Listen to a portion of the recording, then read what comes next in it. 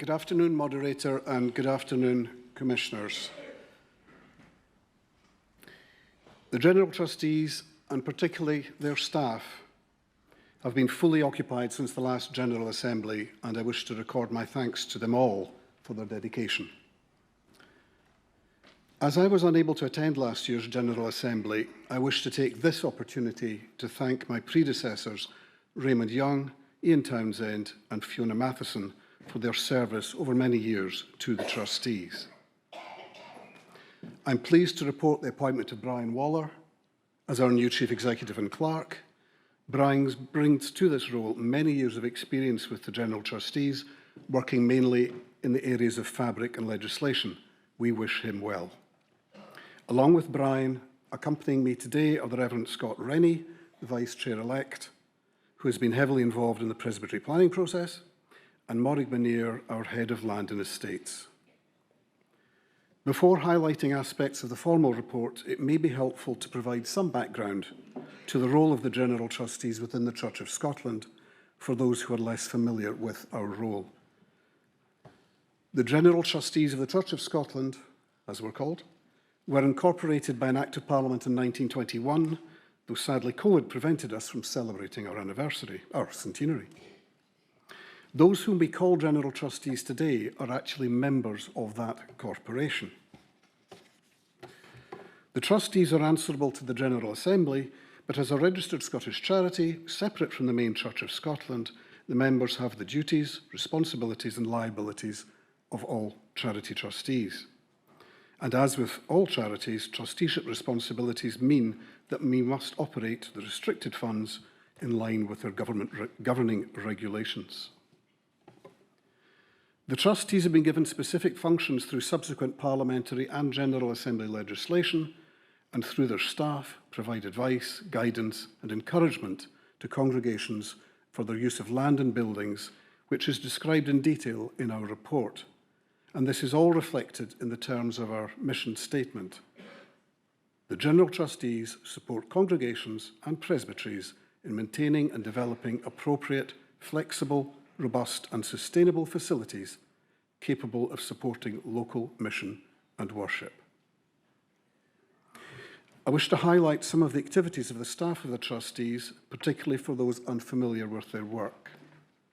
The staff use their expertise to provide advice and practical support to congregations so they can use their buildings and glebes effectively and safely. Areas of support include church law, planning and other legislation, conservation, buildings and land surveying and valuation, health and safety, including fire, hygiene and environmental, architectural heritage and listing, and construction management. This support has been enhanced by the appointment of an increasing number of Presbytery Buildings officers. The report of the General Trustees covers a range of topics which are highlighted in the proposed deliverances. I wish to add the following comments following the order in which they appear in the report. Section 2 describes the progress made with Presbytery mission planning, with the Trustees and their staff providing advice to presbyteries as required by legislation. The Asset Management Building Audit, or AMBA, analysis tool was created in order to provide presbyteries and the Faith Nurture Forum with a less subjective means of assessing buildings that could be used in conjunction with local knowledge. The Trustees have been involved in vetting, reviewing and approving presbytery mission plans, a process that has inevitably involved frustration, upset and concern in some congregations. Throughout, the Trustees and their staff have done their utmost to provide appropriate advice and support to presbyteries and the Faith Nurture Forum as instructed by the General Assembly. And I would particularly highlight the guidance concerning property disposals emanating from presbytery planning, which the General Trustees sent out to all presbyteries earlier in the year. It is hoped that following this difficult process, there will be a period of renewal which will move towards the Church's stated aim of having better spaces in the right places. And the General Trustees would encourage congregations where presbytery plans have now been approved to make early contact with the staff to discuss any project or works which are being planned. Looking to the future, the trustees will be working with congregations to help them implement their plans to better use their buildings for mission as outlined in sections 2.4 to 2.6. Section 2.7 refers to the challenges facing what we're calling historic signature churches, while section 4.4 deals with 2 historic properties that became the responsibility of the General Trustees as a result of dissolutions. The trustees wish to work with others to develop the means of supporting the maintenance of historic churches that have active congregations. The appointment of further presbytery buildings officers is mentioned in section 3.2. I would add that those recruited to date have brought a wide range of expertise to their roles. They complement one another and share their knowledge for the benefit of all. The General Trustees would encourage the newly formed presbyteries to consider the appointment of an officer for their area to help support congregations. All congregations will be concerned about the cost of gas and electricity that is referred to in section 3.3. Those who are members of the church scheme have benefited greatly from the long-term fixed-price contracts that began in April 2020. Unfortunately, even though market prices have stabilised to some extent recently, we foresee significant increases after the renewal of the contracts for gas and electricity. These are likely to be more than double the current costs. Health and safety may not always feature on the agenda of a Kirk session meeting, but I really must draw your attention to its importance as described in section 4.2. And it does, of course, also apply to Glebland. The last thing we wish any congregation to face is it for to fully appreciate such risks after a serious event has occurred. Section 4.7 refers to investment matters. We are currently undertaking a review of the investment policy of the funds where the trustees exercise control. We met with the Special Committee on the Ethics of Investment Practice. With the agreement of the Faith Nurture Forum, the trustees have agreed in principle to invest part of the assets of the Consolidated Stipend Fund in financing a £3.2 million replacement building for Crossreach's facility at Gabberston. Section 5 deals with manses and gives rise to 4 proposed deliverances. I wish to briefly emphasise the following points that support each of them in turn. In 5.4, we state that the General Trustees consider it is unacceptable that some manse families are not treated as well as private tenants. To repeat what was said last year, we need to persuade all congregations that their manse family deserves to live in a home that is maintained to the minimum standard, and that the manse is often the most valuable asset of the congregation and is therefore worthy of care and attention. In 5.3, we report that energy performance certificates are still not being provided for too many manses, even though such an instruction was first issued in 2013. In 5.5, we hope that the new larger presbyteries will be better able to operate an inspection regime for the oversight of the condition of manses, especially if they have a presbytery buildings officer. In 5.8, we refer to the manse liaison group. This group is already looking at the condition of manses. The principal clerk has asked us as trustees to take on the further role mentioned there and to look into proposals for alternative models of manse provision or increased flexibility in the current model and how any transition might be effected. This will require a great deal of consultation and thought. Insurance is referred to in section 6.3.3. This is another matter that can have a significant financial effect on congregations. The insurance marketplace for buildings, especially non-domestic ones such as churches and halls, has become very much more expensive in recent times. While the Church of Scotland Insurance Services will seek to mitigate these effects, notable cost increases should be expected from 2025. 3 proposed deliverances arise out of section 6.4 relating to the proceeds of the disposal of buildings. In 6.4.3 to 6.4.6, the solicitor has clearly set out the limitations that restrict what the trustees are allowed to do, and also explained what flexibility is already permitted. The disappointing take-up of allowable withdrawals from the Consolidated Fabric Fund, particularly paying for utilities and insurance, is described in sections 6462 and 6224. The trustees and Stewardship and Finance have repeatedly tried to advertise this opportunity. We will have to find better ways of drawing congregations' attention to it. Meanwhile, the minimal use of transfers between congregations' holdings in the fabric and stipend funds is clear in sections 6125 and 6225. Suggestions to provide extra flexibility within the current regulations are described in sections 648 and 649.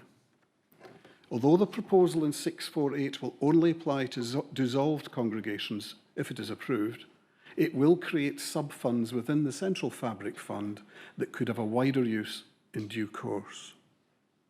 In 649, we have set out our blue sky thinking in considering if we could use the existing levy regulations to allocate more of the net disposal proceeds for other purposes.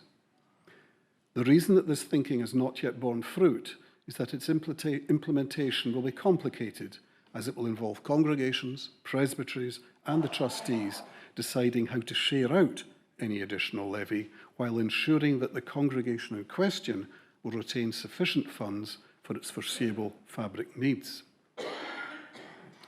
As stated in 7210, the topic of the Register of Controlled Interests in Land continues to be followed closely by the Law Department, most recently at a meeting on the 15th of May involving other denominations. The trustees have, for the past couple of years, highlighted to the Assembly the huge compliance burden imposed on the Church as a result of the creation of the new Register of Persons Holding a Controlled Interest in Land. Discussions with the Scottish Government continue in the hope that it will still be possible to achieve a compromise which addresses our concerns, and we are also engaging the charity regulator OSCAR in these discussions. We are conscious of the extended transition period which comes to an end on the 1st of April 2024, and the Solicitor of the Church will update congregations and provide further advice on the way ahead just as soon as these discussions have come to a conclusion. The trustees appreciate that individual office bearers may be anxious about the potential implications for them personally flowing from any non-compliance and wish to reassure office bearers that they will be bearing this in mind. The solicitor and her team will be happy to advise anyone who wishes to discuss their particular situation on a one-to-one basis. Moderator, I have much pleasure in presenting the report of the General Trustees of the Church of Scotland to the General Assembly, and would ask the clerk to move the deliverances. Thank you. I move the deliverance. Seconded.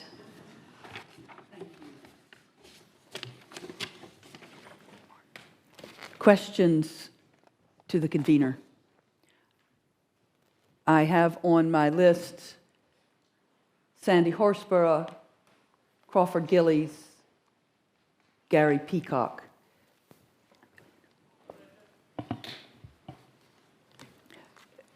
We'll come to you as well. Don't worry. Thank you, Moderator. Sandy Horsburgh, 61. As the minister of the oldest church in Midlothian in continuous use, which is arguably one of the two most architecturally significant in that county, yes, do come and visit. The other one being Roslin Chapel. You could go to it if you want. I'm very interested indeed in the idea contained in the trustees' report of historic signature churches. So could I ask the chair to say a bit more about how church buildings will be assessed for recognition as historic signature churches, and what the implications of recognition as such will be in terms of securing them as assets in the broadest sense for the communities in which they stand? Thank you, Moderator. Thank you for that question. Could I ask the moderator,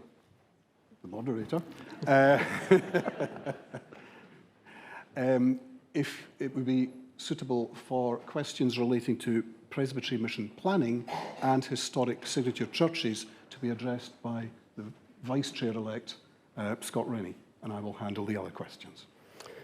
Yeah, we're comfortable with that. Thank you very much. Thank you.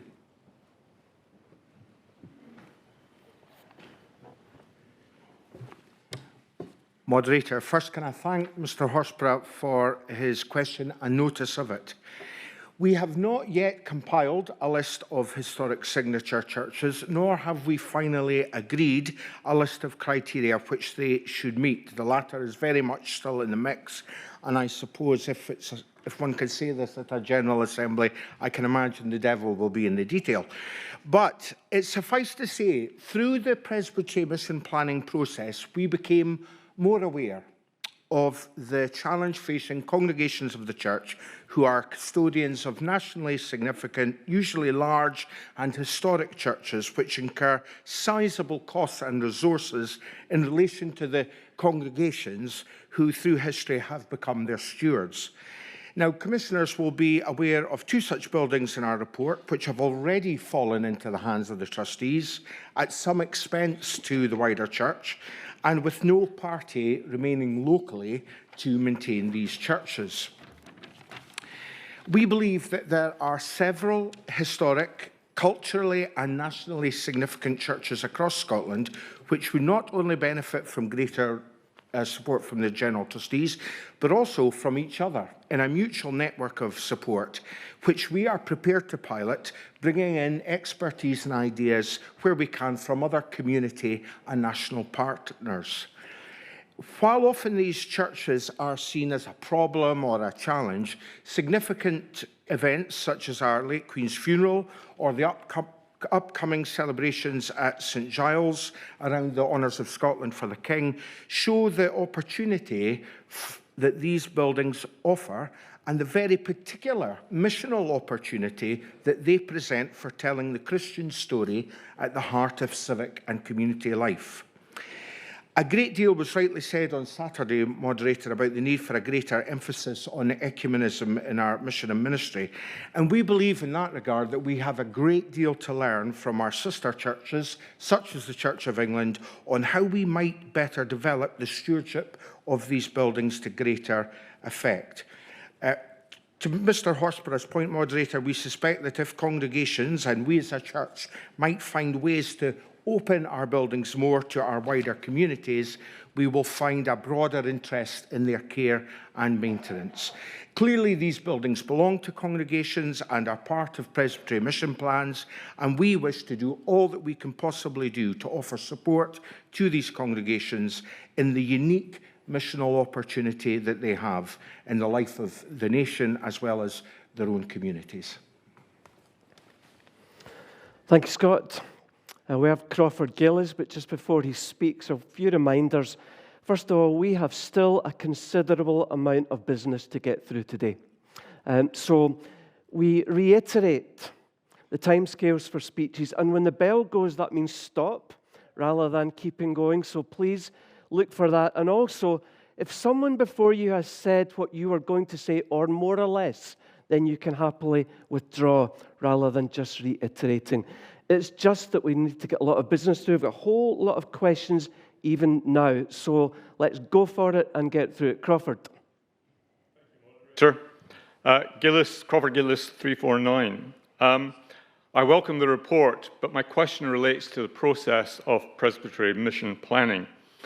If one accepts, as I do, that radical change in our property portfolio was and is required, my question is, do the trustees accept that with, albeit the benefit of hindsight, that by following a different path or process, they could have achieved the same aims with considerably less resultant anger, disillusionment, and alienation that has occurred in many congregations?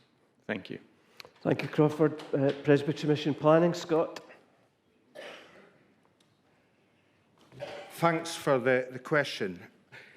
It would be impossible to stand here in front of the Assembly today and not acknowledge, and I suppose acknowledge a shared sense of sorrow at how difficult a year this has been for congregations, for presbyteries, and indeed for those of us involved in the work. All I can say to the Assembly is that we have faithfully, and in all good faith, we have tried to implement the Act and the terms of the Act that the General Assembly itself passed for this process. We inherited the process. We have tried to be pastoral. We have tried to be a critical friend to presbyteries. These are their plans, and we have tried to offer guidance, advice. At times we've been a critical friend, but in the vast majority of cases, we have got there. Now, it might be for the future that there are ways and there are things we can learn from the process to date. There must be, and we're very, very open to that. But all I can say to the Assembly is we acknowledge the pain and the difficulty. It's been shared by everybody, but I can promise the Assembly we have tried to be faithful to the Act as it was passed by the Assembly, and we've tried to do that in the best possible manner we can. Thank you, Scott. Gary Peacock, and then for allowing you to get in place, we will go to Hugh Stewart. First of all, Gary Peacock. Gary Peacock, 104. As someone involved in Presbytery mission planning, spent an awful lot of time in the last 18 months with others talking about buildings. I've appreciated the professionalism and dedication of the General Trustees and their staff, but I have despaired at the centralisation of the process in which decisions on buildings have not been left with local people or presbyteries. It's been disempowering for congregations and bewildering for many. But my concern, moderator, is that this tension over buildings is not over. My sense is that many of the plans say that buildings are to be reviewed in a year or to be decided or B-star, and not to mention the annual review. I wonder if the convener or indeed vice-convener would accept and acknowledge that a continuing uncertainty about buildings is one of the most harmful things for our ministry and mission, which is surely what we want to concentrate on as we go forward. More inward talk about buildings means less outward talk about focus and about the good news of Jesus Christ. Would there be an argument, do you think, for a time of grace, some stability as we go forward in our buildings so that we have time and energy to put in to ministry and mission in our parishes? Thank you. Scott.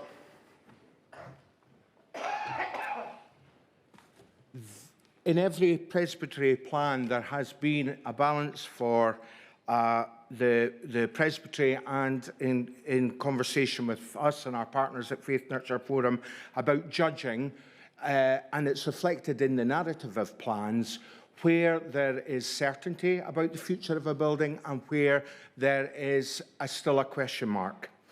And I think it's really important, however difficult it might be for an ongoing period, I think it's very important that in the areas where presbyteries have effectively said we're not sure what the shape of our buildings needs in order to facilitate mission look like in an area, I think it's actually a good course of action to allow time for more analysis, to look at issues of affordability, what is required for mission more particularly in an area.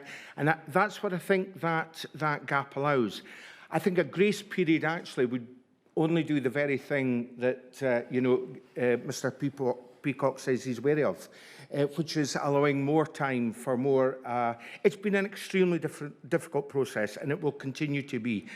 I don't think kicking things into the long grass will help, but there are areas where presbyteries, quite rightly, need more time to think about what their needs for mission are, and I think it's sensible to take the time where further decision-making is required.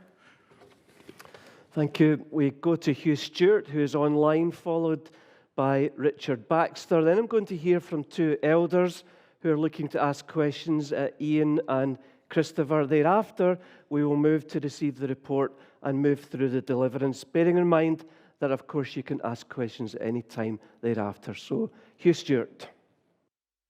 Fiscal Moderator, in relation to 4.31, in relation to glebes, just seeking clarification from the convener and from the committee of their understanding of mission in relation to glebe land? Is it mutually exclusive for income or mission, or do they welcome new innovative missional opportunities whereby the glebe land itself can become the source and the provider of mission financially and practically? Thank you, Hugh. I think the convener's going to respond. Thank you very much for the question. I think this has been raised with us once or twice in the past before. In theory, glebe income is there to support the costs of ministry. However, if a congregation feels that it can combine that with the use of the land for other missional purposes, there is no harm in that, so long as it's able to be carried out within the charity purposes of the congregation itself. Thank you, convener. Richard Baxter. I want to Richard Baxter, 167. I want to express my thanks to the General Trustees and all of their staff for the work they do. It's very much appreciated. Their expertise is considerable, and nothing that I'm about to say is in any contradiction to that. But I want to ask the big question, the elephant in the room question. Is the way we deal with buildings in the Church of Scotland fit for the 21st century? Is it all right that if you want to refurbish a church or buy a new manse, you're going to ask people to give you money for it, and then you're going to stick it in somebody else's balance sheet? Is it all right that people are going to give you money for your church extension or your new manse, not knowing that they're not going to have control over that asset or the proceeds of that asset in future? I don't think that that's an appropriate thing for us to do.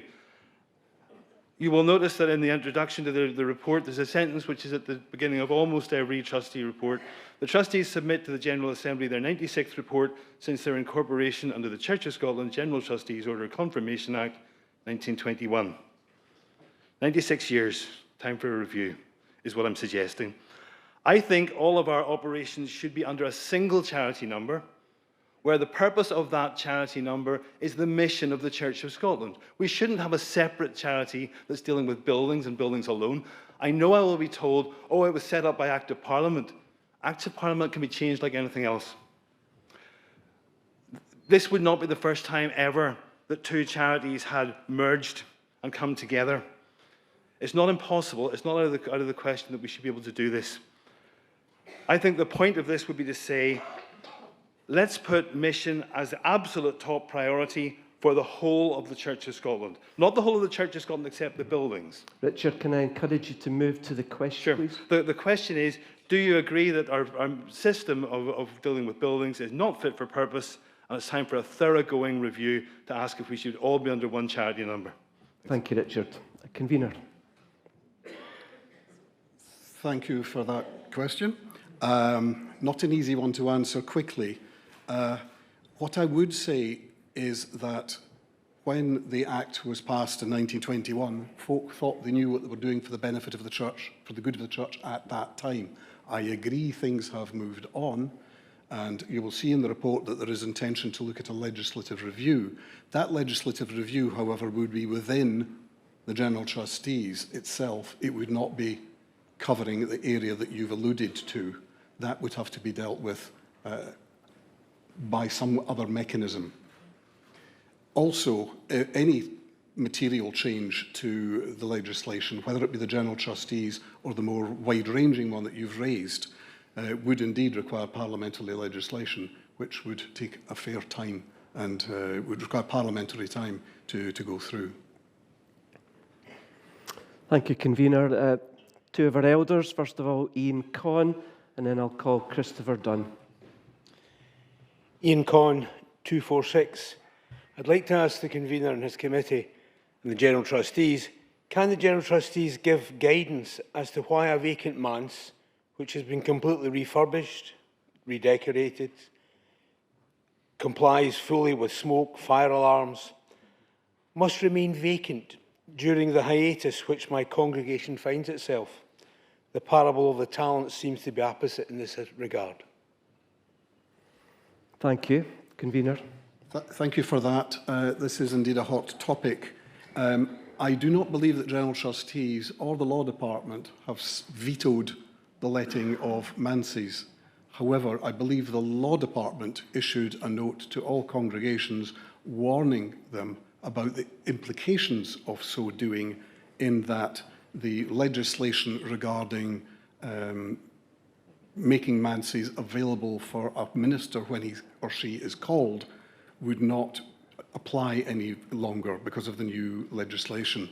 So a minister, even if a minister was called, you would not be able to evict or end the rent of the person that you had let the manse to in the interim. That is the reason. But it is not an outright ban as far as I know. Thank you. Christopher Dunn.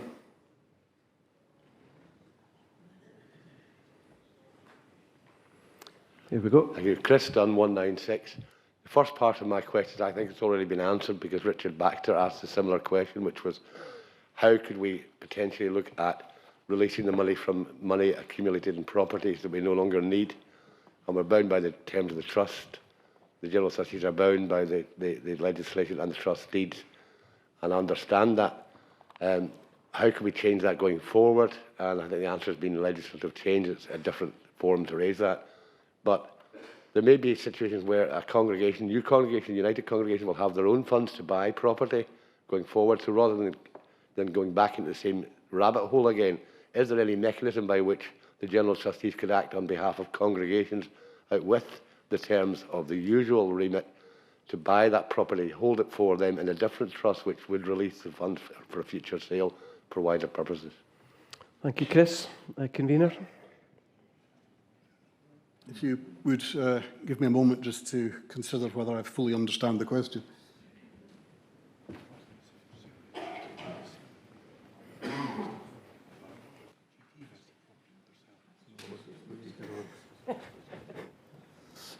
Yeah, our view is we would probably have to understand the specifics of the case you were referring to, e.g. whether a property being sold was locally vested in the GTs. The new one presumably would be locally vested.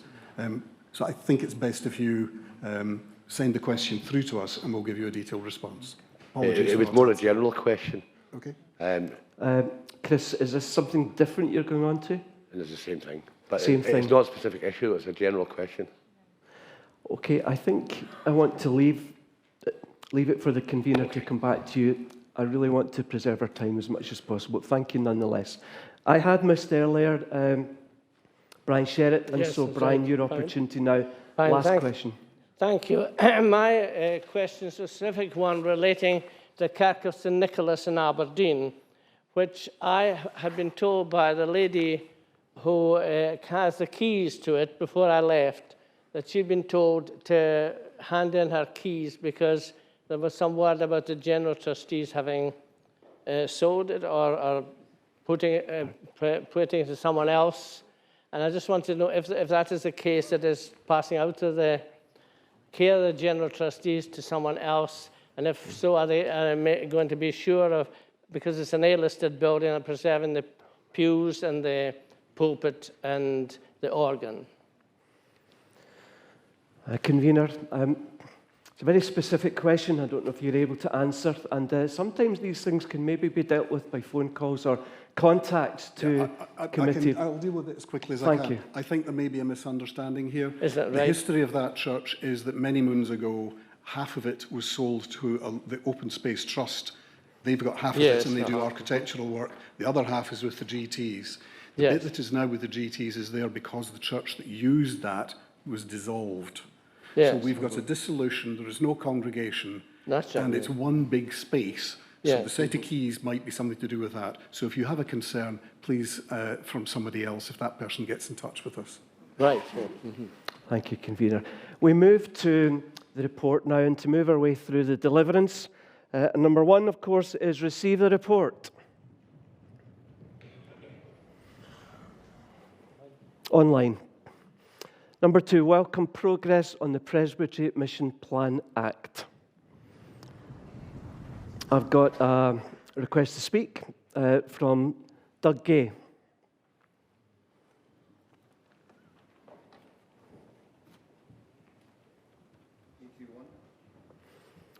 Microphone 81. Moderator Doug Gay, 177. I want to ask the General Assembly to vote against this deliverance because I don't think that welcome is the word that best expresses the mood of the Church in relation to this at the moment. Maybe I'm the only person in the Church who's sat in a presbytery meeting where I was told two things. One is, there is no quota on buildings. The other was, Pimpig will not accept our plan unless there are more bees. I wonder if that rings any bells with anyone else in the room.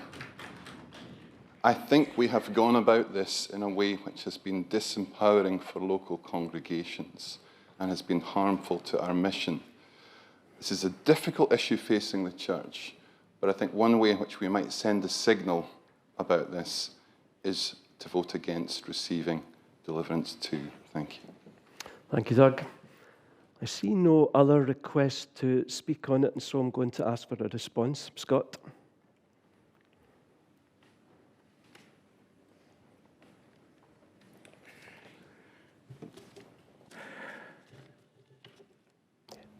Moderator, none of us welcome the difficulty and the pain of the last year and a bit.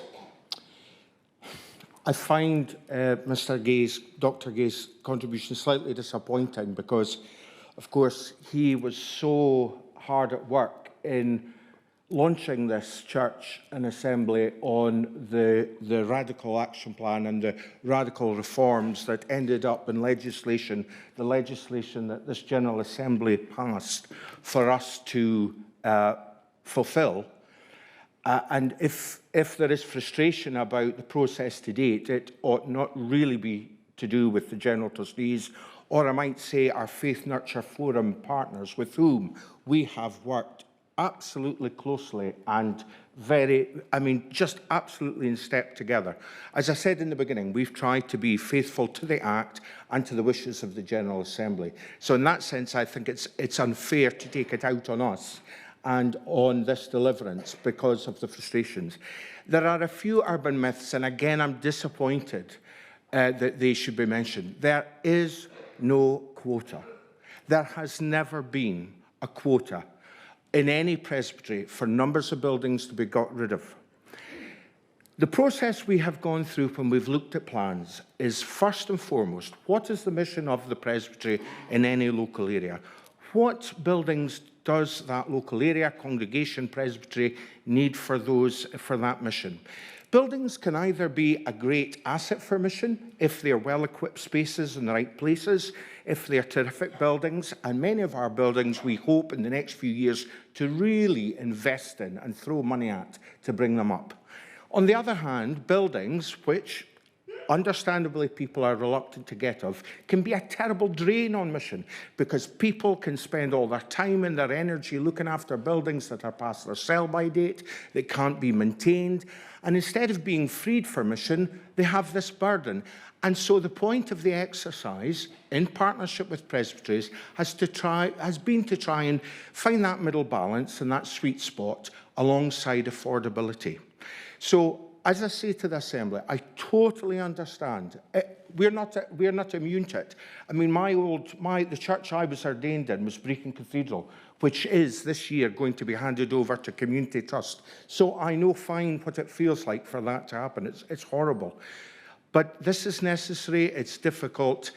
Please, please, we have tried with our Faith Nurture Forum colleagues to do the best we can and to follow the legislation that we were given. I would just urge that you pass deliverance too. Thank you, Scott. We're going to vote. I'm going to call for an electronic vote, and I will ask Michael to explain. Thank you, Michael.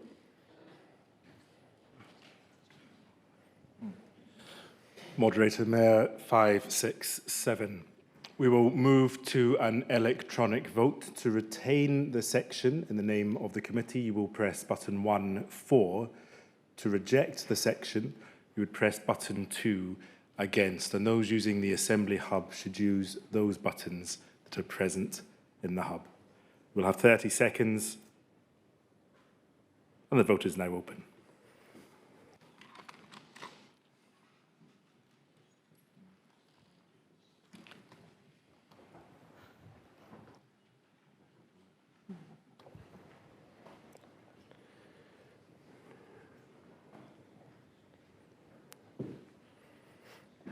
10 seconds remain.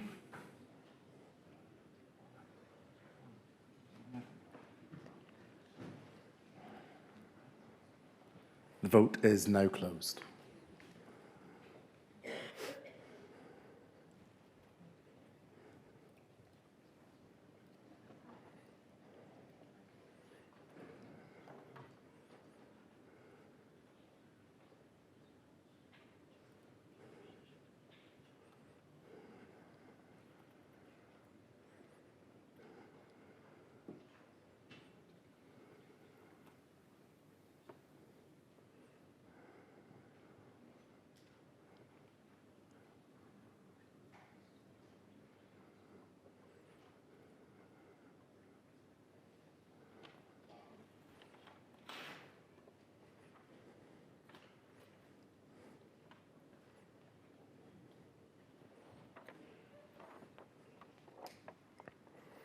And they voted for number 2, 165, and against 119. And so 2, as in the print, is retained. Okay. We have a new section 3, and it's in the name of Norman Smith. Norman, if you would prepare yourself. Meanwhile, I'll ask the Principal Clerk to read out the new number 3. Thank you, Moderator.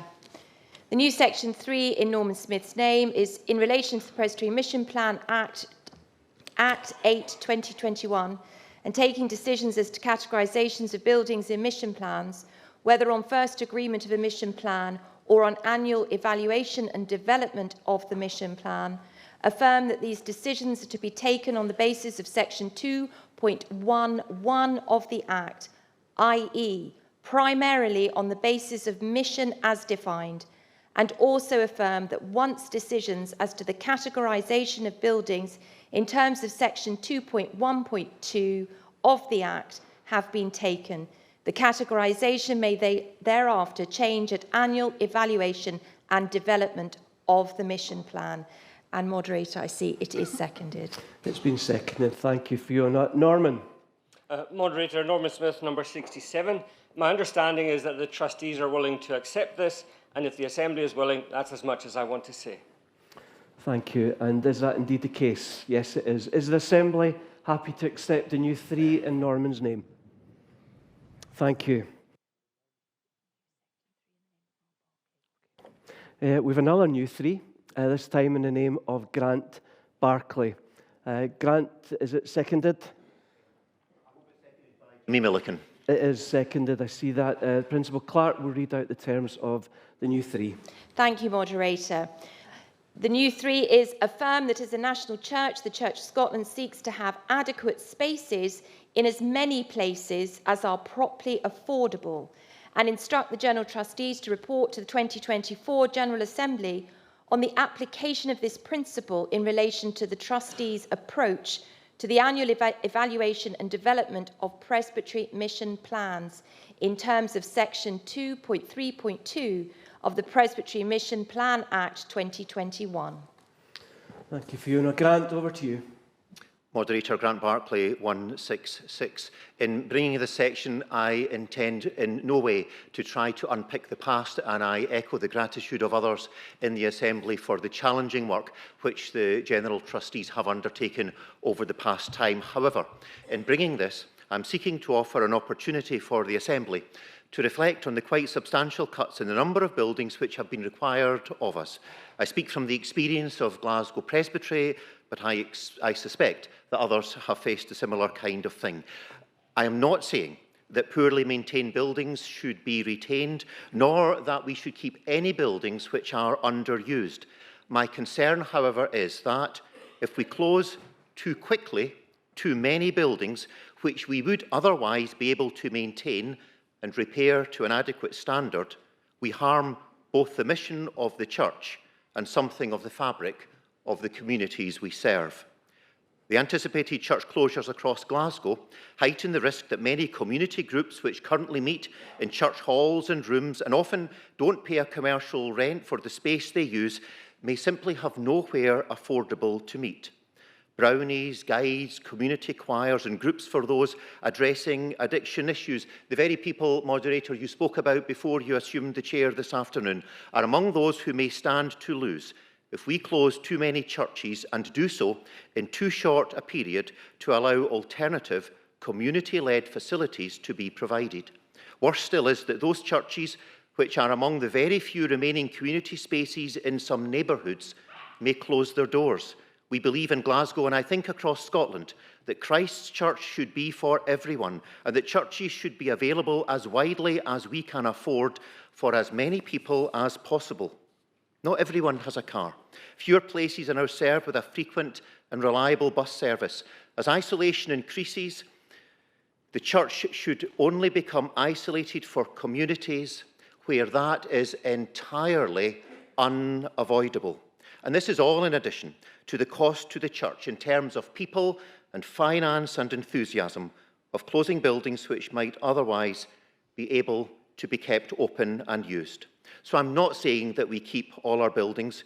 We do need to be robust in determining the ones which we can afford.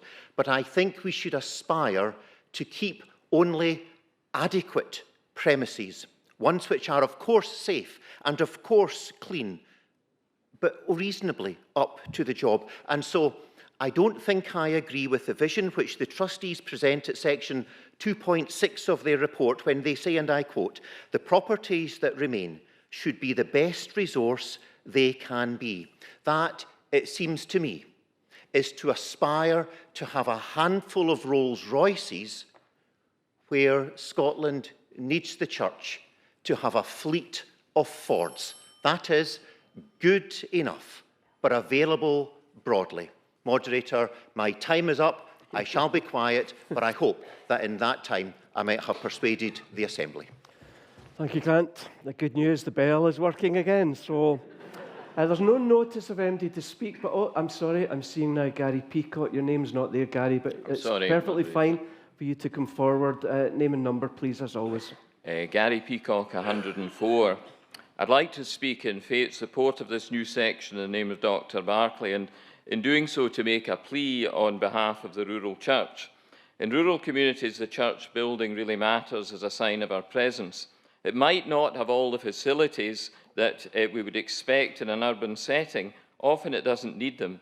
But it's a sanctuary, a place to draw apart, and a beautiful and sacred place in which to worship, and a place in which to pray, and from which mission can reach out to the surrounding community. If it's not there, my fear is that with ever larger parishes, even with the best will in the world, many of our smaller and more remote communities will be without any ministry and mission. Now, of course, we have to be realistic. I'm not a Luddite, but let's do what we can to honour the heritage we've received. That doesn't rule out creative ventures or community ownership or sharing a building, nor does it fail to acknowledge the sad situations in which, through lack of people or finance, things have to come to an end.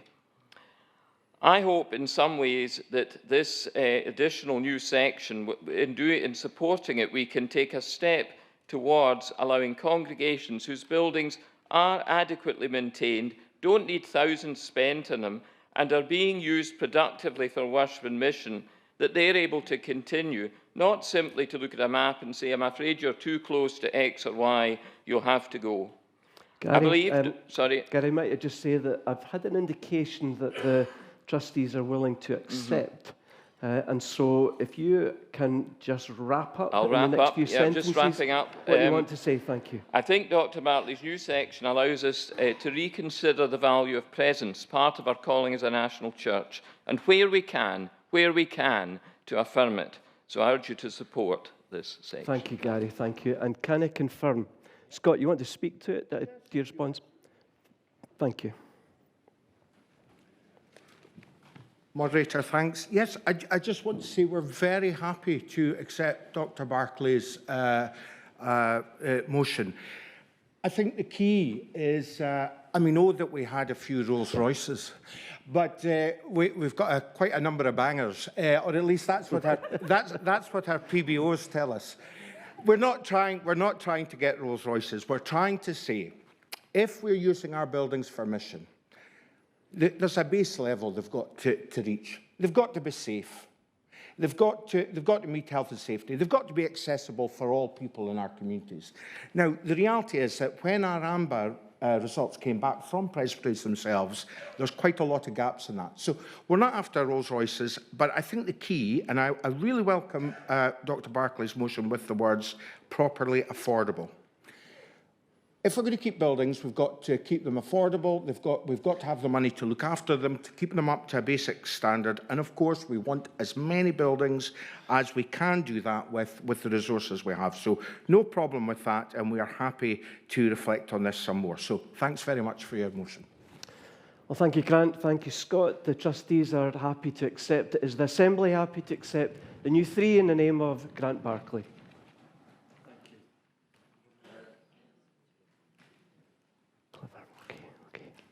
We're on a roll with the 3s, and we have another new 3, this time in the name of Neil Glover.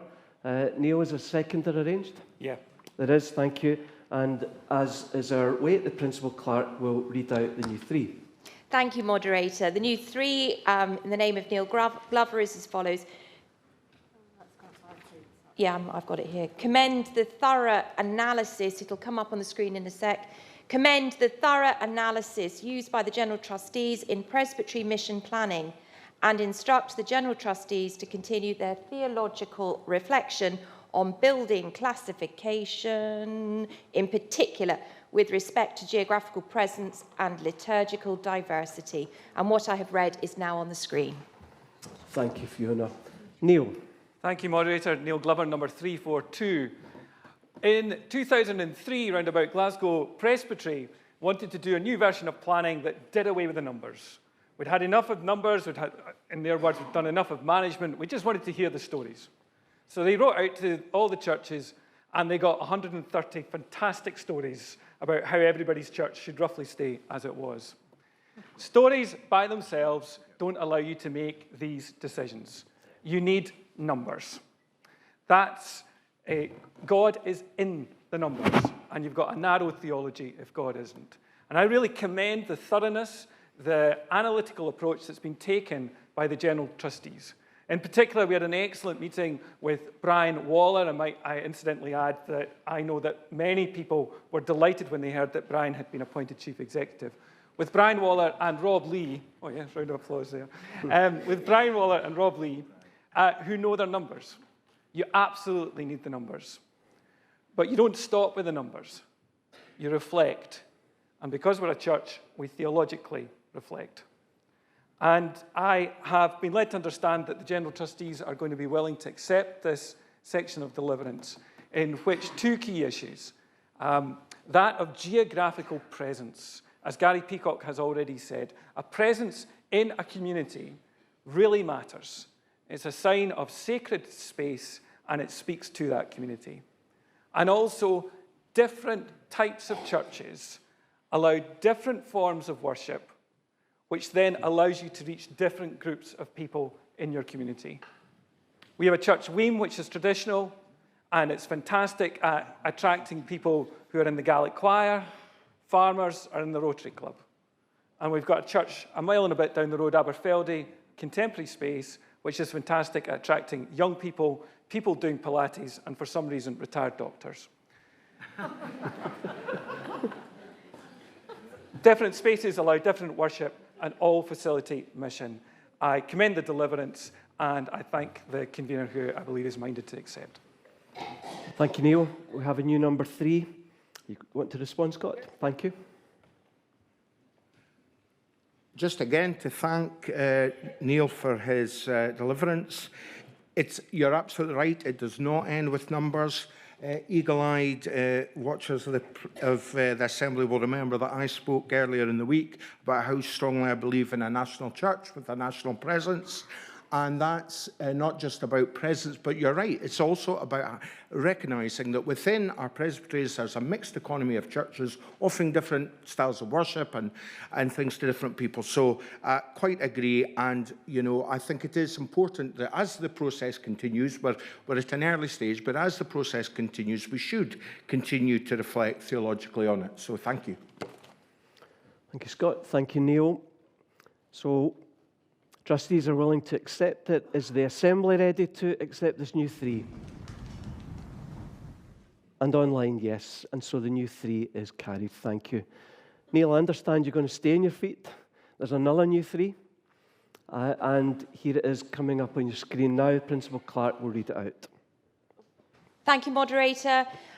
It's new number 3, instruct the General Trustees to explore alternatives for buildings categorisation alongside the current system and report to the General Assembly of 2025. Thank you. Neil. Thank you, Moderator. I think there are maybe 2 issues with the buildings categorisation that need to be looked at. The first is that purely by accident, grading churches, congregate buildings as either A or B sounds a little bit like you're sitting your hires. And to illustrate the point, this morning on the way up here, somebody asked me how had we done with presbytery planning, and I said, oh, we've done okay, we've got 4 A's and a B. And I think that's a slightly unfortunate connotation, because when you get a B, it does feel a little bit like you're a kind of second tier. So I would really like the trustees to look at that and maybe to use slightly different letters or whatever.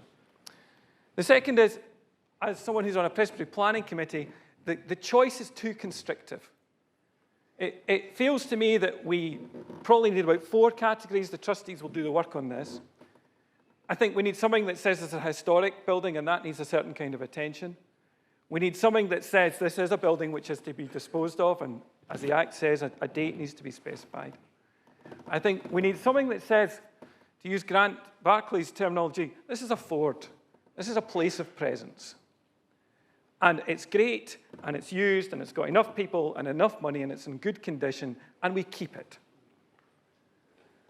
And then we do need, as I think is very much the aspiration of the report, these multi-purpose spaces which are filled all through the week and connect with all different kinds of people. And we need all of these, and they need a different kind of attention, which I think needs to be marked in the plans. I believe, Moderator, that the convener is also minded to accept. I've arranged the seconder, and I commend the deliverance. Thank you, Neil. It's been moved. It's been seconded. We're minded to accept. Scott, would you respond? Thank you. I think 3 is today's lucky number, Moderator. Just to say that I'm happy to review this and think about it. Just to say one thing, I agree that we could think about the nomenclature, and we can certainly think about whether we might have more categories. The only, I suppose, caveat I might give, but obviously we'll consider it and we'll think about it and explore it, is that in the old system, before the current Act, there were 4 categories, and one of them was D, which was basically, I don't know what to do. And I think, and that really was problematic. So I think whatever decision we come to and we bring back to the General Assembly in 2025, what we won't want to do is we won't want to lose the clarity in the current system. Because although sometimes a categorisation might be unwelcome for obvious reasons, it's really important to all concerned that building categorisation is clear and not fudgy, because it doesn't really help people or help anybody in the long run. But we're happy to explore that, and we'll come back and we'll report. Thanks to Neil again. Thank you, Scott. So the new 3, is the Assembly happy to accept it? And online, thank you. Now we come to the actual 3, as in the print. It's before you now.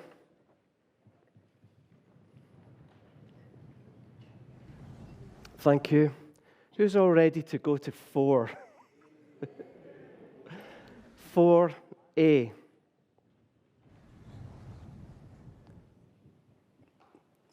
Online? Yep.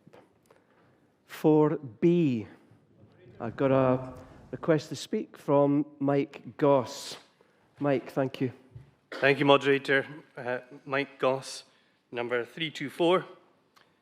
I wanted to talk about this one because this was partly something that I tried to push last year about making sure that presbyteries got the energy performance certificates done for all their manses by the end of 31st December 2022.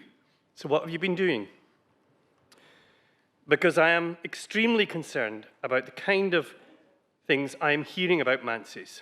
I asked on a discussion group, online discussion group of ministers, if they could tell me how they've been doing with their energy bills over the last year. It was just at the time when they're putting in the forms that let them know what the annual amount has been.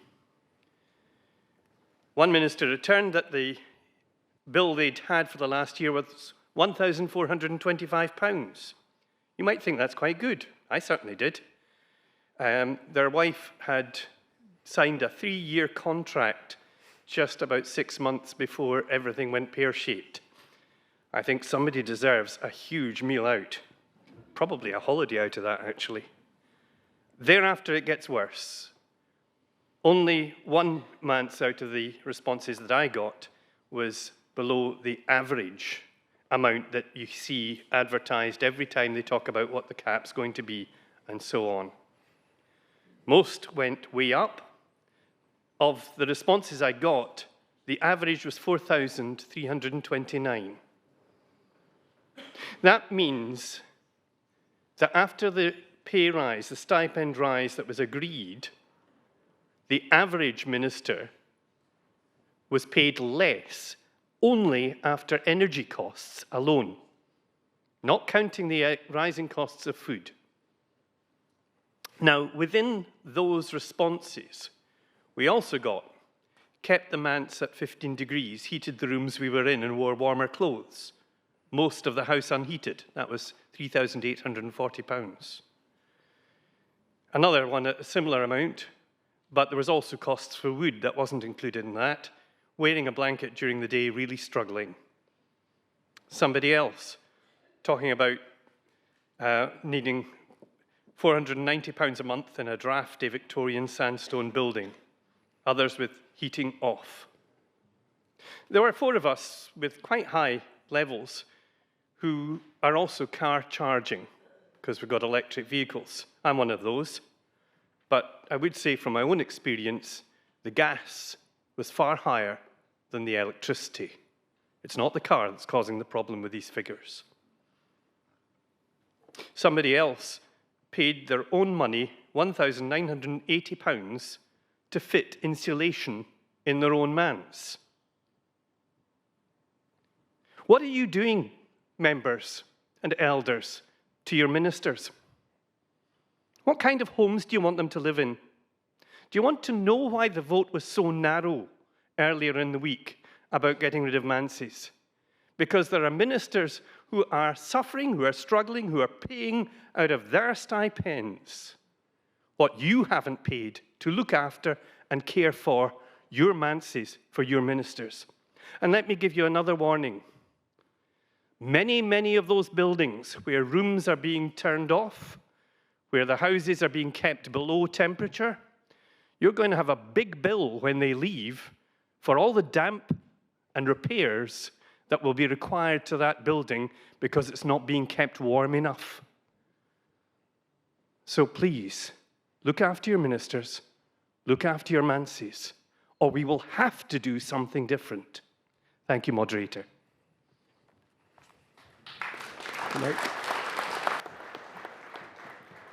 Convener to respond. I could not agree with you more.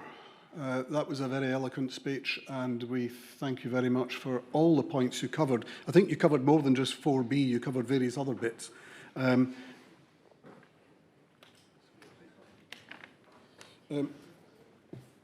One bit of news that won't help you is that we did try to include manses in the church energy scheme, but we were shot down because it was only applicable to non-domestic premises.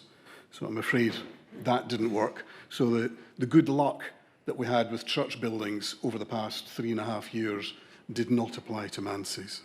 So I very much regret that. The other point I would make is that I totally agree that we need to have as much local responsibility taken as possible in this area. And the final point I'll make is that we would clearly will be reflecting on the cost issue of large Victorian Edwardian manses as part of the investigation that the Manse Liaison Group will be carrying out. That's further down the list of deliverances. Thank you again. Thank you, Convener. 4C we move to. Let's approve 4B first, shall we? 4B.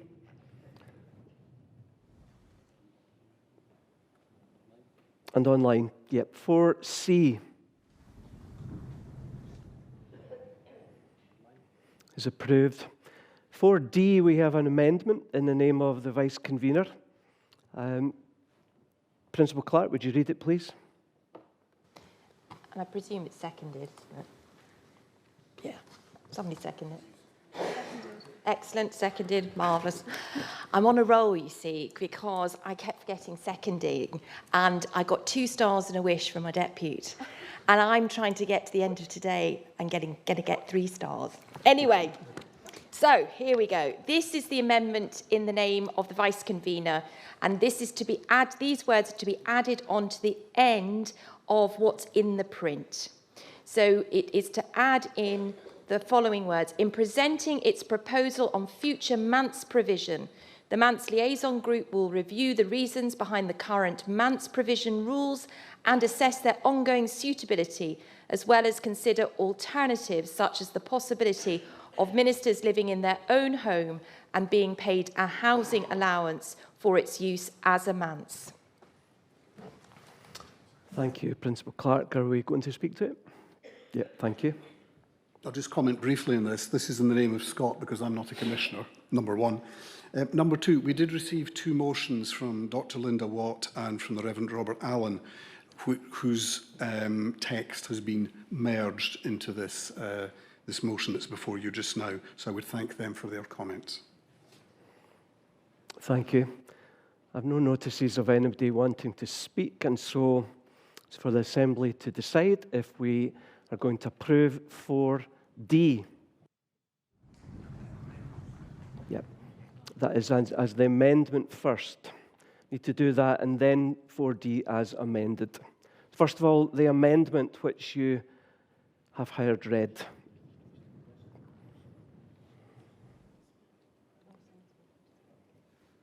Oh, so Rona MacDonald looking to speak. Is it on this, Rona?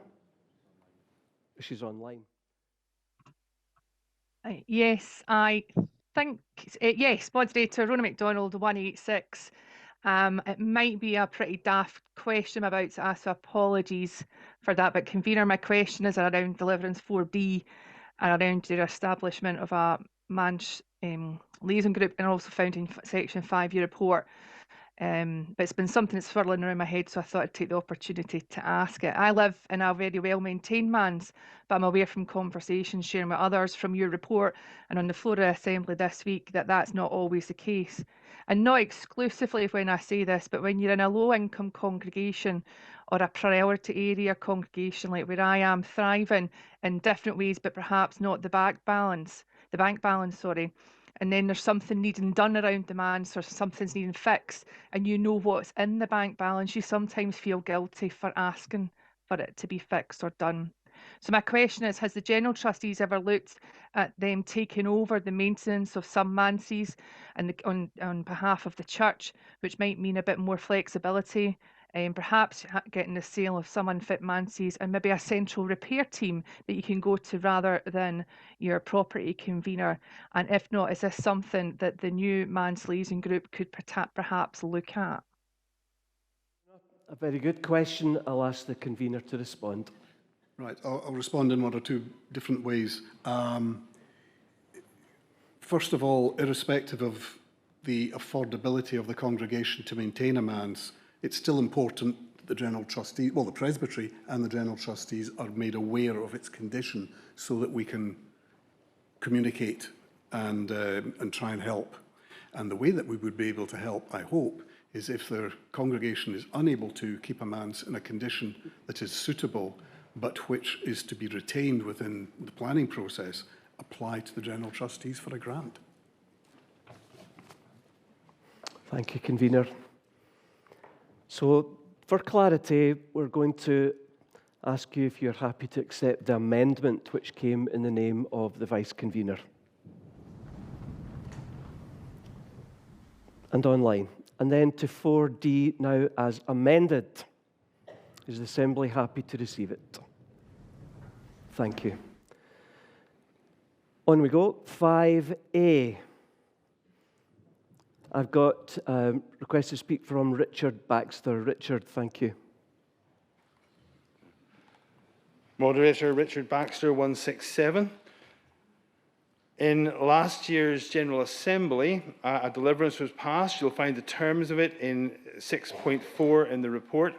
It says, instruct the General Trustees, jointly with the Assembly Trustees, the Legal Questions Committee and the Faith Nurture Forum to review current law and practice with a view to bringing legislation to General Assembly 2023 that will allow greater flexibility in relation to the allocation of the sale proceeds of properties found to be surplus to requirements. I can't see that legislation. And I hope that the General Trustees don't think that giving us a list of the things you could already do with the money that was in the Fabric Fund and saying, and maybe you could ask for your fuel bills, constitutes fulfilment of that instruction, because it most certainly doesn't. So what I want to ask is what the trustees are going to do to fulfill the instruction that they were given last year, because they clearly haven't done it this year. Thank you, Richard. Convener?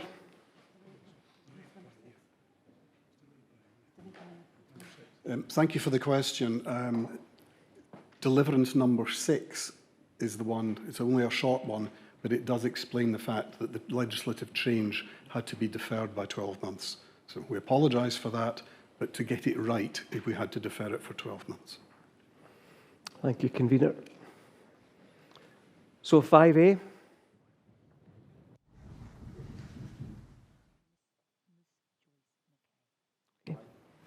And online, thank you. We're a new 5B in the name of Ms. Joyce McLean. Joyce. We're ready to hear from you.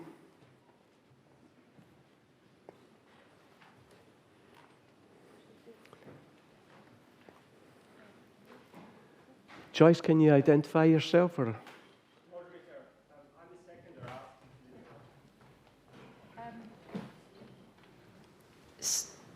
The seconder I've got for Ms. Joyce McLean is actually Dr. Fiona Burnett. All right. Joyce is one of ours from our presbytery, and she spoke to me about this, so I can speak to her deliverance, although I don't know why she's not here. Ah, no, that's Andrea Boyce. No, that's Andrea. Thank you.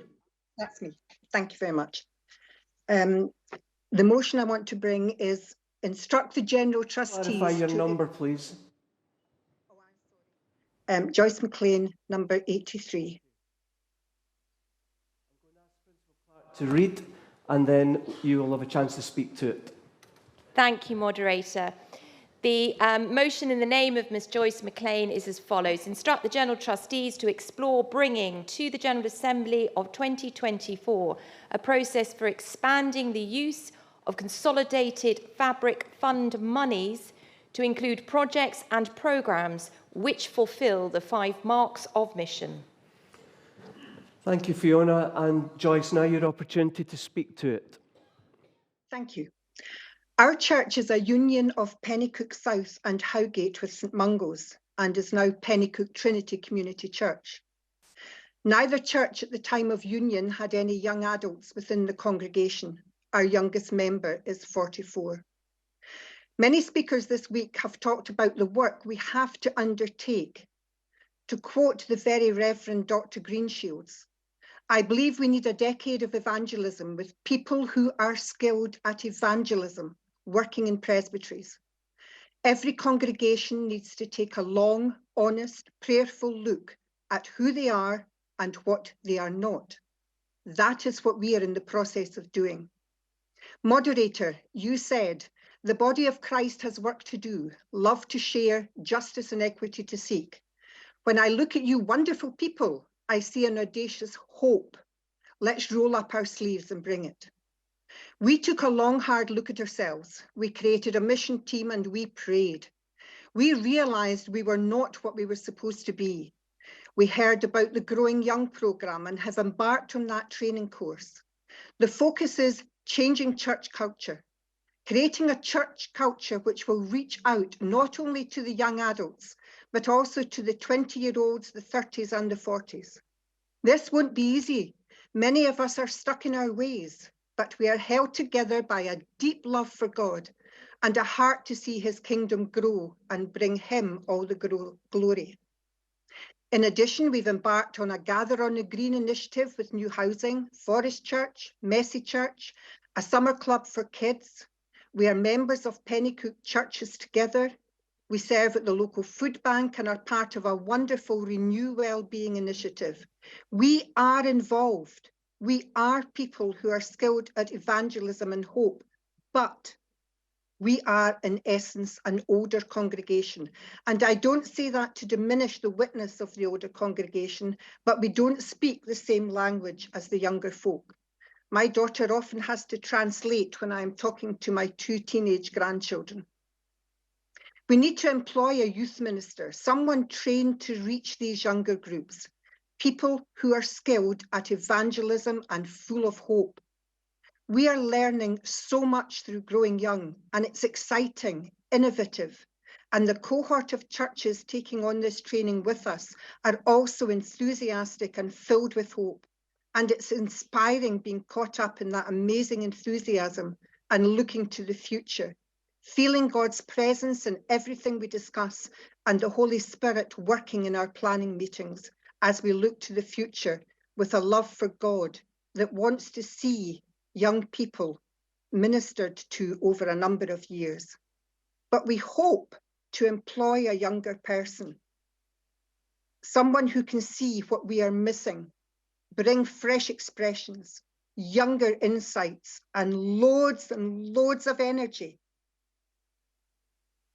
So can I please ask you to explore this motion so we can rest in the people God calls into youth ministry in order to sustain the 5 marks of mission in younger adults. Thank you. Thank you, Joyce. It's been seconded. I have a request to speak from Gary McFarlane, one of our elder commissioners. Gary.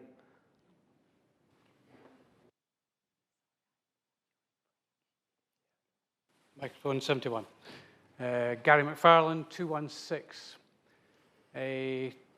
First of all, can I thank the last speaker for what she said, and I think many of us in the congregations recognise that we are having to find finance and people and a whole new way of doing things, because we're tasked by yourselves, by all of us, to make sure that we take our mission out into our communities.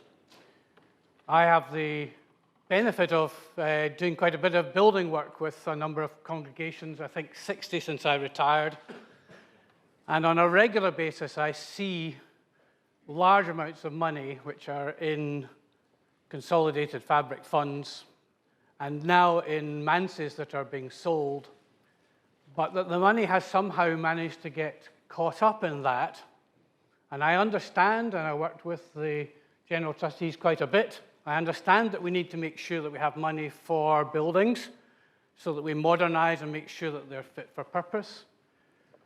But it does seem to me as a finance convener that when we ask our congregations to find finance for our buildings, when we find finance and they dig very deep in their pockets for manses, and they do that over a large number of years, and then it's vested in the General Trustees, and then that means that it can't come back into mission, that seems to me to be a problem. Because they have given the money to support the work of their church, they've required the buildings, now they don't need those buildings. I have one project where they have over £1 million in reserves, and they don't need all of that for buildings. They need it back. Is there no way that you can find a way of gifting that money back to those congregations so that they can get on with the mission that you've just heard? Thank you, Gary. There's no other request to speak. I'll ask the convener to respond.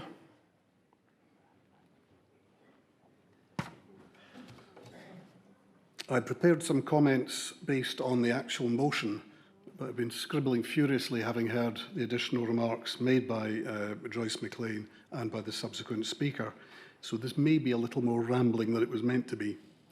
Could I first of all agree entirely with the sentiments expressed about fulfilling the 5 marks of mission? No one would disagree with that. Regarding being able to make use of funds, the first comment to make is that there already is a procedure whereby surplus fabric funds can be transferred into the stipend fund. The stipend fund could be used to offset Giving to Grow. That then frees up other congregational resources for some of the things that Joyce McLean referred to. It's not the end, it doesn't solve all the problems, but that is one that very few congregations are using. You'll see in the report, I think it was a total of 1 congregation has done it in the past 12 months. So thank you for that. The only reason I'm suggesting that the GTs would resist this motion is that it could further complicate the existing processes of the operation of the Consolidated Fabric Fund. And I think it can be addressed instead in another way. The report clearly outlines the circumstances where fabric fund monies can already be used for non-fabric purposes, and where we'll be giving consideration to further flexibility. Indeed, we will also consider whether funds can be released from the capital accounts that you've referred to, as well as from the income, which is what is allowed at the moment. That could make a big difference. In the event of individual congregations and presbyteries then applying to released funds for non-fabric purposes, we would fully expect them to do so for purposes that do indeed follow the 5 marks of mission. And we would hope that that would address the main point in the motion itself. It's worth noting that the current rules on releasing funds for non-fabric purposes require presbyteries to ensure that these would be used in a manner aligned to Church Without Walls. So we certainly would envisage that in future, when funds were being released for non-fabric purposes, presbyteries and indeed congregations will be expected to use such funds almost explicitly in line with the 5 marks of mission. It's for these various reasons that we feel that we wish to resist the motion, although we totally agree with the sentiments contained in it. Thank you, Convener. So we have proposed by Joyce this new motion. It's been seconded. The Convener is wanting to resist it, and so it will be for the Assembly to decide. And I will ask Michael to explain exactly what you're going to vote on. Moderator, if you are so minded and the Assembly is so minded, I would propose that we reduce the voting time to 15 seconds to allow us to move through in a quicker pace. Thank you, Michael. Those who wish to vote for the motion in the name of the proposer will press button 1. Those who wish to resist it will press button 2 against. And the same is true for those on the Assembly hub. We'll have 15 seconds and I will give a warning at 5 seconds. The voting is now open.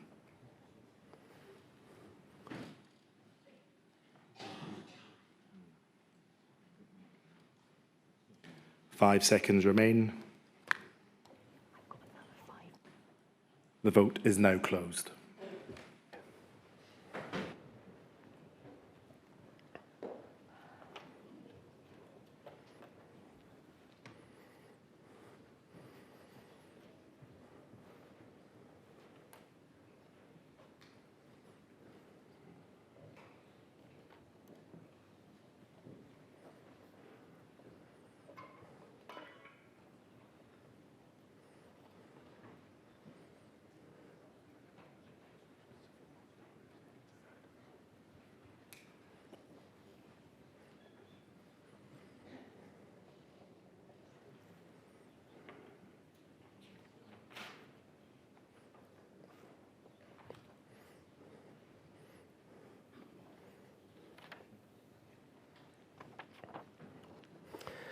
There voted for the motion 127 and against 108.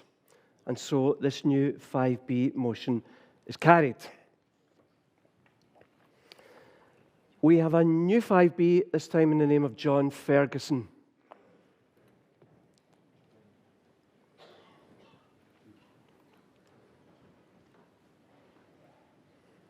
You're going to read it out. First of all, John, do you have a seconder? Do, Moderator. You do, thank you. I will ask the clerk to read your new section. Thank you, Paul. Thank you, Moderator. The new 5B in the name of Reverend Dr. John Ferguson is as follows. Instruct the General Trustees to produce a professional communication electronically and in print to ministers, session clerks and congregational treasurers, which sets out clearly and straightforwardly the respective purposes of the Consolidated Fabric Fund and the Central Fabric Fund, and specifically stating how congregations can utilise the Consolidated Fabric Fund. Also urge congregations with substantial funds in the Consolidated Fabric Fund to consider donating a proportion of their holdings to financially less well-off congregations in neighbouring parishes for fabric purposes. Thank you, Principal Clerk. John, your number, please, and then proceed. Thank you, Moderator. It's John Ferguson, 321. Moderator, I think the proposals contained in this section of the report are very much to be welcomed in regard to the allocation of sale proceeds of properties. I think these are very positive steps forward, especially the proposal about the sub-funds for each presbytery, which hasn't been mentioned so far, but I think that's to be welcomed. But I think we're all very much aware that over the next few years, with the scale of readjustments that lie ahead, we're looking at considerable sums of money accruing to congregations in the Consolidated Fabric Fund because of unions. And it's always struck me, Moderator, as really quite indefensible that we have in the Church of Scotland congregations sitting on hundreds of thousands of pounds in the CFF, which in many cases is considerably more than they actually need to maintain their property. And yet we have other congregations, often in the poorest parts of the country, which have very little in the kitty to call upon to maintain their building.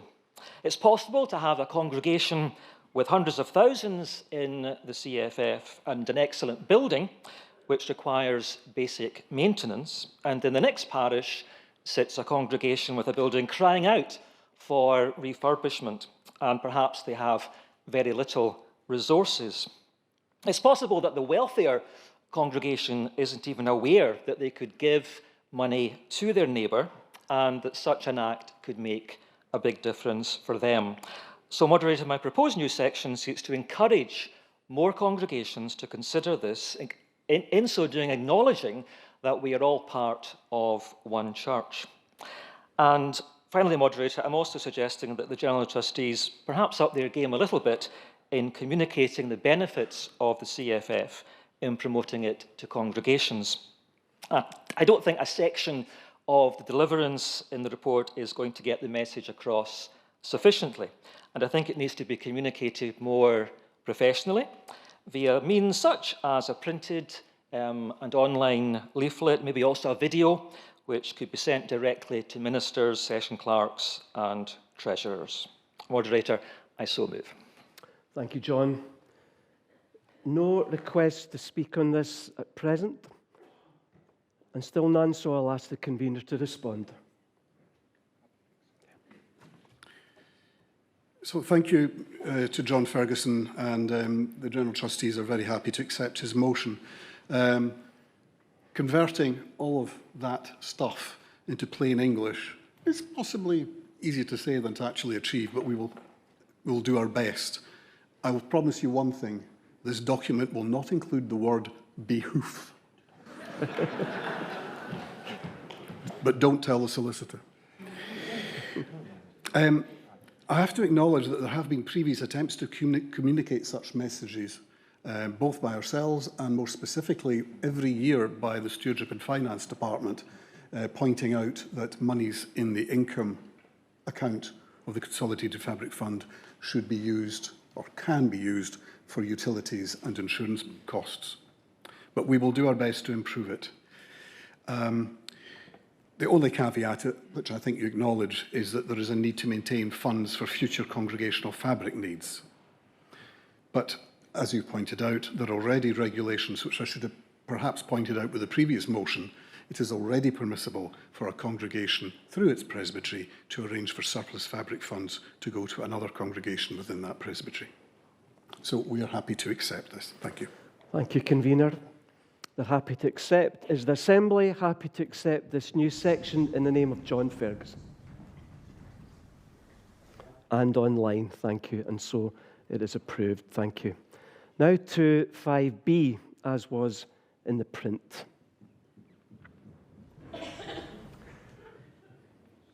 I know there's few of us in the room now, but we could do a little better probably. Thank you. Have I got a request to speak in the gallery? Thank you very much. A request to speak, moderator, on 5B. I'm seeing it now. David Smith. Oh, no. Sorry, 5B. The one that we've just stamped on. Ah, sorry, I didn't see you, and we didn't have that before us. Right, sorry. Name and number, and then proceed. Thank you. Yep. Richard Begg, 314. On Saturday, and I just want some clarification on this, on Saturday, the General Treasurer encouraged the Assembly to vote against the creation of another sub-fund in terms of the proceeds of potential gain from the sale of the moderator's property. Now the General Assembly has just been asked by the General Trustees to create a number of sub-funds. Have we got a consistent policy on funds to assist the General Treasurer in easing the number of these pots that we have? Thank you, Richard, and apologies for not seeing your request earlier. Convener. I think the General Treasurer would agree with me that those are two very different things. What we are attempting to do here, and she has agreed that the systems work would be capable of being done to support it, is to pick up on the fact that there would appear to be a request by presbyteries that if they sell lots of buildings that result in money going into the Central Fabric Fund, dissolutions in particular, going to the Central Fabric Fund, that some of that could be, inverted commas, earmarked for their presbytery. And we're seeking to accommodate that. I think it's different from the other matter, and I see the General Treasurer is nodding agreement with me. Thank you, Convener, for the clarification. But just to go back, to be sure, 5B is the Assembly happy to accept. Now, I've got a request to speak. David Smith, is this in relation, David, to 5C? Overall for the whole deliverance? I think we'll hold you then until the right time. 5C. 003 Sandra Boyd. Can I ask a question? Always in order. Thank you, Sandra. We have just recently sold our manse, but to my surprise, I've read in 6.4.6.2, I think it is, right? 6.2, point 1, that there is a 10% levy on the property sales. So we have just sold our manse for, let's say, 200,000. My understanding is that £20,000 of that would go to the general fund of the Church of Scotland. Thank you for your question. The convener will respond. Assuming the circumstances are as simple as you've just described, 10% levy would apply to the net proceeds. So if you were buying something else or there's another fabric project ongoing, it would be the net difference. That difference would then be subject to the 10% levy. The 10% levy doesn't disappear into the ether. The 10% levy is created in order to fund the Central Fabric Fund, the Central Fabric Fund being our only source of providing grants and loans to other congregations. So if we've just sold the manse and it's gone into the Central Fabric Fund, or a fund for us at 121, does that mean that we've still got to pay that £20,000? Because this is actually scary telling you, but see when I've got to tell my Kirk session on Monday, that's even scarier. Could you come with me then? To be fair, this legislation has been in place for decades. Yeah, but it's not until you actually face this thing that you actually look at it. Which is where the John Ferguson's motion is actually very helpful. It might be an idea that as part of the communication exercise, we maybe even have a flow chart. I like flow charts, other people hate them. We could have a flow chart to help congregations through this. But regarding your basic question, assuming you're not requiring that money for other fabric purposes at the moment, then 90% of it would go into your congregation's holding in the Consolidated Fabric Fund. The income on that you could then spend on gas, electric and utilities. And the 10% would be hived off into the Central Fabric Fund, and the General Trustees then use that money to provide grants and loans to other congregations that need them. I just think it does need to be explained to people who are selling. If there's further discussion around this, that it happen offline, as it were, and that there might be opportunity. I thank you for the question. It's particular, but maybe general to others. And if there's follow-up, I'm sure the trustees will make themselves available. Thank you very much for the question. That was in relation to 5C. Is the Assembly happy to accept 5C? We have a new 5D in the name of Andrea Price. As Andrea, you move to your place, the Principal Clerk will read your new section. Thank you, Moderator. New section 5D. Permit congregations attempting to sell historic or listed church buildings to keep using them until such time as the sale has been agreed to facilitate their care and limit costs. Thank you, Microphone Fiona. 41. And so, Andrea. Number 19, Andrea Price.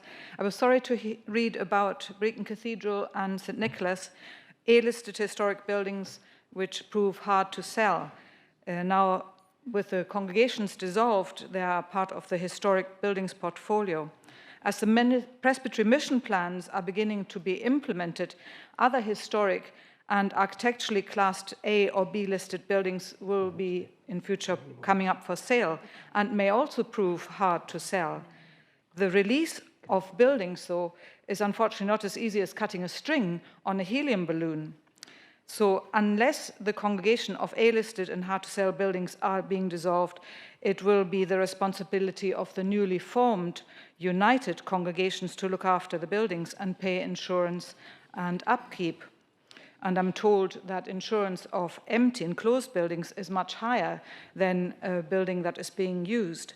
Will the General Trustees agree in future to allow congregations to keep using their buildings which are put up for sale, although they are B-listed in the presbytery mission plans, until a sale is agreed? Thank you. I'm told the trustees are willing to accept. We are already comfortable with that, and we accept the motion. Thank you very much. Thank you. Thank you. So the trustees are willing to accept. Is the General Assembly happy with this new 5D? And online, thank you. There's a new 5D in the name of Graham Wilson. I'll have it read out, and then, Graham, if you're good to go. Thank you, Moderator. New 5D in the name of Reverend Graham Wilson. Note the continuing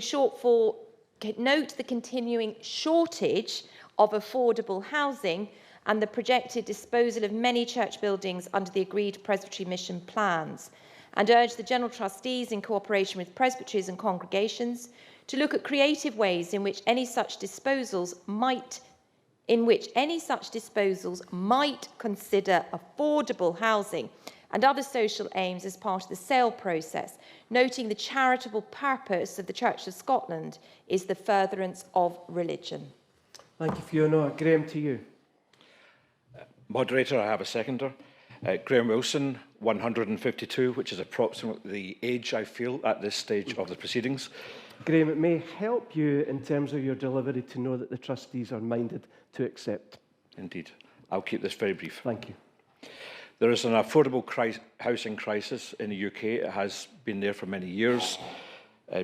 Targets and policies have been set at both Westminster and Holyrood.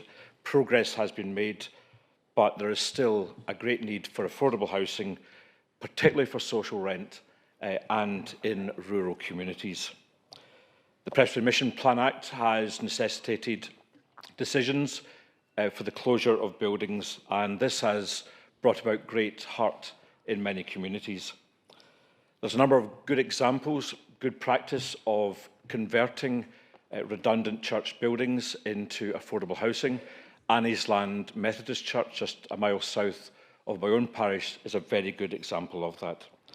So my section of deliverance seeks to utilise the experience and the expertise of the General Trustees to help presbyteries and congregations to be aware of and to explore options available to them, and in particular to consider conversion to affordable housing or other social uses if appropriate. Moderator, I so move. Thank you, Graham. It's been seconded. I'm not going to ask the trustees to make a full response. They've said they'll accept it. Is the Assembly willing to accept this section in Graham Wilson's name? Thank you. And online is yes too. 5D, another one in the name of Brian Kerr. The Principal Clerk will read it first. Thank you.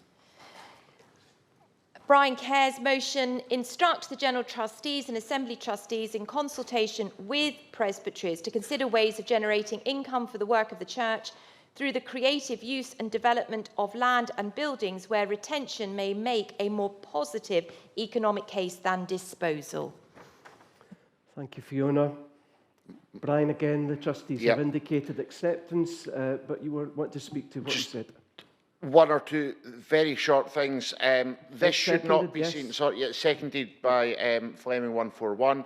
It shouldn't be seen as a free-for-all in buildings. This is meant to be something that should be targeted, and that's why it needs to have economic case where that's better for disposal. But it does seem to me that there is about to be a huge number of buildings up for sale, which could, if we are not careful, actually reduce the value of that money that's available to the church. And it's always been that property sale is for property works. This may allow us, where the building is right, to think about how we could develop it as a church, not sell it for somebody else to develop it, but we develop it so that it creates an income for God's mission through his church in a time when we are struggling at congregational level, presbytery and national level. I'm delighted both sets of trustees will be looking at this, and I look forward to a report in due case. Thank you, Brian. There's a request to speak in the name of Andrea Boys. Andrea, is this your moment? Seems to be, moderator. 464, Andrea Boys. I read this. I'm going to try and keep it brief and put my words in the right order. I read this and I had an inner cheer because 4 years ago I contacted the General Trustees and I was asked for a mission plan because I wanted to see a rural building. And there's not been an awful lot about rural buildings and rural communities and rural ministry in this assembly in the last few days. But we have this rural community that buildings could be used for a lot of mission. We have over 20,000 people come through our community, if not more, each year. So I was asked, we had a really helpful visit from the General Trustees regards our presbytery planning. And I shared some of the creative ideas we have for our buildings and for our glebe land. And I was asked, do you have a business plan? Which I said, no, I only have a mission plan. So I'm cheering this on. We could have a sustainable income for our churches where more mission could be rolled out. So I'm glad that the convener is accepting this. And my question is then, is this too late for our present mission plans? That's it. There's a specific question there, so we should respond within the overall acceptance. It's not too late. Thank you, convener. And so they're willing to accept this. Is the Assembly willing to accept the new 5D in Brian Kerr's name? And online. Thank you. We move to number 6. Approved. And on line number 7,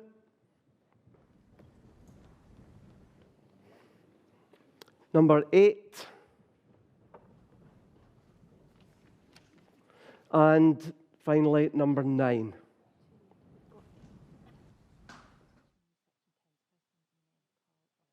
Okay. I say finally number 9, but that's not counting the new number 10, of which there are 2. First one in the name of Carl Irvin. Carl, if you can be ready, I think you're online. The Principal Clerk will read out your proposed new 10. Thank you, Moderator. Carl Irvin's new number 10 requests that the General Trustees assess climate risks to assets and function of the Church, then prepare guidance to congregations on how to mitigate these risks to their buildings and report to the General Assembly in 2025. Thank you. Now, Carol, I invite you to speak and give you your name and number, and if it's seconded, but to tell you the trustees are willing to accept, and that may influence how you address Assembly now. Thank you, Moderator. And yes, I do have a seconder, Carl Irvin, 385. I will be very, very quick as General Trustees are willing to accept. This final section of the 5 that I propose over the course of this Assembly is about getting ahead of the game by asking the General Trustees to assess the potential risks climate change poses to church property and function and produce guidance to congregations about how best to limit these risks. Let me illustrate this with a simple example. Jesus told a parable about a house built on sand and its inability to withstand the storm. Climate change produces unusual and often severe weather. Should a congregation be faced with a choice of closing 1 or 2 buildings, how likely would they be to consider the effects of climate change in making their choice? If one's built on sand and the other on rock, it may be crucial that they do.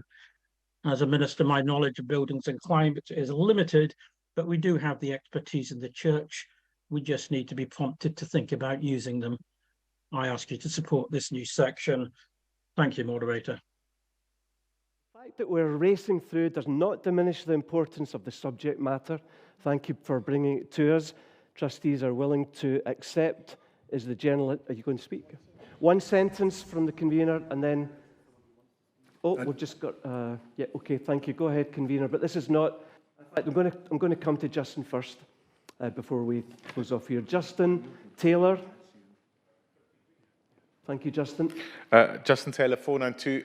Just as a quick, as Chair of NetZero, I just want to thank the Assembly Trustees for working with us and to say we look forward to working on these things together as you accepted. And especially I just want to give a shout out to Robert Lee and the work that he's doing on NetZero to make sure that it works. And we look forward to working this out together. Thank you, Justin. Convener, is it essential? No, but I was basically just going to confirm that the trustees will be working with Eco Congregation Scotland to the Faith Action Programme to follow the 2 things that Carl suggested, namely the pathway to net zero and the net zero assessment process. And can I just close by reminding the Assembly that we will once again secure a green energy supply for scheme members in years to come. Thank you, convener. So number 10, this new 10 is approved, thank you. And so the deliverance as a whole, hold on. We've got another 10, I do apologise. Hugh Stewart is online. Hugh, when you come, you should know that it will be accepted. The Principal Clerk will read out the new 10 in the name of Hugh Stewart. Thank you, Moderator. Instruct the trustees to investigate possible innovative uses of glebe-land which could provide new recurring income streams to resource local mission and congregational financial resilience and report back to the General Assembly of 2024. Thank you, Fiona. It's going to be accepted. Is Hugh appearing? Hugh. Congratulations to Mr. Waller, and please, Moderator, go and have your supper. Thank you, Hugh. Thank you, Hugh. That was kind. So it's going to be accepted. Is the Assembly happy to accept the new 10 in Hugh Stewart's name? It is indeed. The deliverance as a whole? Yes. Let me say a huge thank you to the trustees, everybody involved in this work. It's always a heavy workload, but in this last period of time, especially so, with all kinds of stresses and strains, we know they've carried a great burden of our work of late. We are indebted and deeply grateful for your efforts, for all you've brought to it. So can we say a big thank you as they step down? General Trustees, thank you.